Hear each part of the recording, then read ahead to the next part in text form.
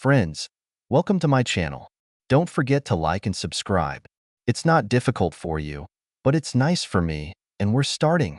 I arrived home on Friday evening thinking that after a hard week on the flight, I would be able to have a good time in the company of my pretty wife. Three more or less independent children live separately. We have been married for 22 years. Maybe we could go somewhere and have a nice evening. My name is David Collins, a polite A&P mechanic and crew chief for arrivals and departures, day shift, for United Airlines, after 25 years of working different shifts. My wife Judith Collins was a senior nurse at the Central Hospital, day shift, labor, and delivery. We both earn good money. I'm a little more than her, the union, but we comfortably belong to the upper middle class. I drove the pickup truck into the garage, into its usual place, and closed the garage door. If we were going to have a good time, it would be in her Lincoln Navigator. If it was a country/western night, my F-250 is ready. The night will be my wife's choice. Wasn't that always the case? Anyway, it didn't bother me. If Mom is happy, Dad is delighted. I entered the kitchen from the garage and looked through the mail on the kitchen table. I heard a noise upstairs, and then the sound of feet coming down the stairs. My attractive 42-year-old wife came into the living room in a short robe that never stopped arousing me when she put it on. "Oh," she exclaimed, "you're early. I didn't expect you until an hour or so later." I looked at my watch and realized that I had come early. But it's not that early. What's the point? Where are we going? Well, I'm leaving. I do not know what you are doing. Okay, my weekend just went down the drain. What do you mean, you're leaving? Where and with whom? Her gaze fell on a small bag of things that stood at the end of the sofa. I have a date with William Strathmore. It's for the weekend. I'll be home Sunday night and we'll talk about it. What the hell did she just say? I thought, I need to finish packing. She turned and ran upstairs, and I heard the door slam. The hell you're going to do that? I told myself. My first thought was that I needed backup. I took out my cell phone and dialed my daughter's number. I wasn't going to become a bad guy because of what my wife said. "Hi, Daddy. What's the matter?" She replied cheerfully. I grabbed her mother's purse and dumped the contents on the coffee table. "I need you to come here immediately. Your mother hurt her head, and she needs us. I have to go." "Dad? Dad?" I heard, hanging up the phone. My son received the same message, with an addendum. "Call your brother and tell him to come here, quickly." "Dad, what the fuck?" But I ended the conversation. Then I quickly dialed her parents and said the same thing. They had the same confusion and a few screams when I passed out. Like hell, I thought. William Strathmore was one of the pediatric surgeons at her job. I've met him at a hospital Christmas party a few times in the last 5 years, and this guy was slippery. And that was the best thing I could say about him. His wife was stunningly beautiful, but I got the impression that she had problems with him. I confiscated the credit cards and the car keys. Then I took the email and put it in my pocket just in case. I took the mobile phone and opened it. Her code was the date of our anniversary. Security. HA. She was still busy upstairs, so I took out the emergency call list from her work and found this good doctor. His cell phone is not needed, but his home phone could help. I dialed it, and after 2 rings, someone answered. "Oh dear, I've been waiting for your call. Although I don't recognize this number, is everything all right? Is that Mrs. Strathmore?" "Yes, and who is it?" "This is David Collins. My wife is a senior nurse at the hospital where your husband works. I do not know if you remember me?" "Yes, Dave, I remember. My husband and I were talking about you and your wife a couple of days ago. I was expecting a call from William when you called. What can I do for you?" "So your husband is not at home?" "No. He's in Boston for a surgical conference. Everything is fine?" "Look, Mrs. Strathmore, I don't know how to say this, but I don't think he's there. I just had a fight with my wife, and she told me she was going to spend the weekend with him at the Marriott Hotel in Kenilworth, which would end on Sunday evening." "What? What are you talking about?" "I think we're both being lied to. I have an email confirmation for the rental of 7 adjacent rooms on the 7th floor from today to Monday. I've saved your number, Mr. Collins. Let me get back to you. I've had enough of this." I looked at the emergency call list and found the phone number of the head of the hospital's health department, Corinne Adams. I knew her. She and my wife were good friends. I knew her husband. He was a detective sergeant. I dialed her number. Almost immediately, she replied. Hello? Who is it? Corinne. This is David Collins, Judith's husband. I heard a strangled OHSHIT. Yes, Dave, what can I do for you? Definitely scared. I think there is some obscenity going on between Dr. Strathmore and my wife, and I want this to be investigated and stopped. I'm sorry, Dave. I can't talk right now. I have to go. A click. Wow, that's weird. Almost immediately, Judith's cell phone rang. On the third ring, feeling my stomach twist, I answered the call. Without waiting for me to say anything, the caller started. Judith, he knows. He knows everything. What did you tell him? And then I gave her a shit. Not all of them, Corinne, but gradually I will find out. The piercing sigh on the other end of the line was very instructive. Goodbye. A click. I immediately found her home phone number and dialed it. For rings, and a man answered. Look, I don't want to upgrade my cable service. Jerry, it looks like you had a bad day. Who is this? Dave Collins, Judith's husband. Yes, nothing but sales calls and spam. What's the matter, Dave? Is Corinne at home? No, I'm babysitting the kids this weekend. Corinne is at a hospital-sponsored team building weekend in Philadelphia. Why are you asking? I took a deep breath and told him everything I had learned and suspected. And I suspect it's not just the three of them who are involved. 7 rooms in the hotel? There was silence on the other end of the line. Are you thinking what I'm thinking? I do not know what I am thinking, but I know one thing. Judith won't leave here tonight, even if I end up in jail. I'll contact you if I find out anything. Don't do anything stupid. Jerry was a policeman, and I could hear the wheels turning. Then Judith came down the stairs looking like an expensive call girl. A red silk sheath dress. The neckline is almost to the waist and is divided on the right side, to the middle of the thigh. She saw her purse thrown on the table. What the fuck? I have to go. And you threw away all my stuff. She started to collect everything, and I screamed. Oh, no, you won't do that. You're not going anywhere. Now shut up and sit the fuck down. She trembled and said, I don't belong to you. I can do whatever I want. Yes? Well, then I can too. How do you like it? I reached out and grabbed the plunging neckline of her dress, tearing it down. She screamed and wailed. My dress. And oh, it's not your dress. I bought it for our 25th wedding anniversary, along with most of the underwear you wore. If you're going out tonight, it won't be in this dress. Then my mobile phone rang. Hello? Dave Collins? This is Mary Strathmore. I'm sorry to tell you, but you were right. I called the police and reported the car stolen.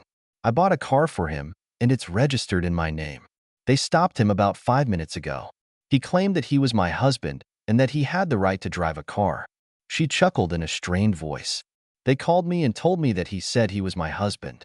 I could hear him in the background when I was loudly telling the cops that it was impossible. My husband is in Boston. The bastard gasped and said he needed a lawyer. I have to go down and fix the mess. He was arrested and the car was confiscated. Tell your wife that I will come for her next time. We were talking on speakerphone as soon as I realized whose call it was. Judith gasped and screamed. What did you do, David? Damn you. Just at that time, my children ran in. Dad, what's going on? MOM, are you all right? Dave Jr. asked. My daughter Haley burst into the room and approached her mother. Are you all right, Mom? What happened to your dress? Your father tore it up. Murderous glances turned to me. What the hell, Mom? What did you do? Tell them why, Judith. Go ahead. Why do you have 12 packs of condoms in your purse? Are you going to make balloons with water, or what? I do not know where they came from. They're not mine, Judith said in an almost inaudible voice. And where were you going? A love weekend without a husband. Isn't that what you meant? I can do what I want. This is my body. As soon as it was said, Judith realized what she had said. In front of your children. In a quieter voice, she said, Well, that's my business. Young Dave rolled his eyes and went to the kitchen to get something to drink. He returned a few minutes later with an envelope. Here, Dad. It's addressed to you. He looked at his mother with contempt on his face. Judith screamed and jumped up from the couch, the remains of her dress falling to the floor. Don't read this. Stop it, she screamed. Haley rushed to help her mother cover up. Shut up, Judith, and sit back down. I opened the envelope and read aloud. My dear husband, my sister is taking care of her mother and needs some help. I'm going to be with them this weekend, and I'll be home Monday night. Kisses and hugs, Judith. The children looked at each other and didn't know what to think. I realized that she had written the note before she came face to face with me. Her confusion and panic will be her downfall. Then, as if they were eating popcorn and watching this show, the front doorbell rang, and before Michael could open it, Judith's mother and father burst in. Judith, are you all right? Her mother asked. Her father roared. What's going on here? Judith lost consciousness. Hi, Mom and Dad. Welcome to the center of the storm. Your daughter just managed to ruin our marriage and probably ruin her life and career. I fumed. Her mother and my daughter were trying to revive Judith, and her father was slowly boiling over. I brought them up to date on what had happened, and the atmosphere was getting colder and colder. It was about this time that Judith came to her senses and looked around. Hysterically, she begged her mother to help her. Can I help you? Do you need help? How about calling your sister for help? You were going to help her with your mother. Maybe she can repay you in kind. With that, I handed the note to her father and dialed her sister's number. While he was reading aloud, the phone answered. Hello? Is that David? Yes, Mavis, how are you? How's Mom doing? Is she all right? Oh yes, she's fine. Judith really helps a lot. I do not know what I would do without her. Can I talk to her, please? Oh, well, she's busy right now. How about I ask her to call you back after a while? Mom grabbed the phone and growled at her second daughter. There's no need for that, you smug asshole. MOM? Her sister screamed hysterically. Judith couldn't stand it anymore and collapsed to the floor. Don't bother checking on my health, Mavis. She ended the conversation to the muffled screams of her second daughter. Around this time, my phone rang again. David? This is Jerry. You were right. I've got a search warrant for 7 rooms at the Marriott Hotel. We conducted a search based on a missing persons warrant that I issued under oath and found 12 more people, including my wife. 3 male doctors, 4 female doctors, 4 nurses, and another female member of the H/R team. And my wife. I'm really sorry, Dave. It's really a pity. Me too, Jerry. But that's what it is. Thank you. I turned to my future ex-wife. Go upstairs and put on something decent. And get out of my house. She lifted her whimpering ass to a standing position and turned to go upstairs. Then she stopped and said, Please don't throw me out like that. Oh, you mean you ruined our marriage with your nonsense? This is my body. I will do what I want. I have been tempted many times. I could use the little waitress at the diner where we used to have coffee after the night shift. I could get a woman at the Lincoln dealership where we bought the car. Damn it, even your own sister molested me. But I was in love, into you. And that's the kind of gratitude I get. Get out of my life, you fool. She completely lost her composure, turned around and ran upstairs, losing her high-heeled shoe on the way. There was silence in the living room. Then my daughter said, I'll go and make sure she doesn't do anything stupid, Dad. Judith came downstairs about 30 minutes later with a suitcase, dressed in jeans and a hoodie. Her makeup and hairstyle were a disaster. My eldest son stopped her on the way out. Don't worry, Emil. Adrian and I will plan the wedding so that it doesn't interfere with any of your holidays. It's not like you got an invitation. Maybe Dad can bring a new girlfriend. Adrian was Dave's serious girlfriend, but we didn't know how serious. Now they found out. Judith stopped at the front door, completely lost. Her mother accompanied her to the exit. Her father turned to me. Is there any way to overcome all this? She clearly needs help, but nothing seems to have happened. She can talk to my lawyer about it. Remember, son, she loves you. I looked him straight in the eye and said, That's a funny way to show it. The funny thing was that they all threw out the same thing. Adults, all by agreement, don't do anything wrong until they're caught. Then it turned out that the good doctor had used a company, hospital, credit card to rent rooms and pay for drinks and food for a weekend party. The hospital tried to avoid publicity, but 8 participants were listed as being on duty or at some fictitious official seminar or hospital event. When this became known, Several marriages broke up. It wasn't the first party, but it was definitely the last one. I filed for divorce, but I'm basically a mild-mannered aircraft mechanic. Remember?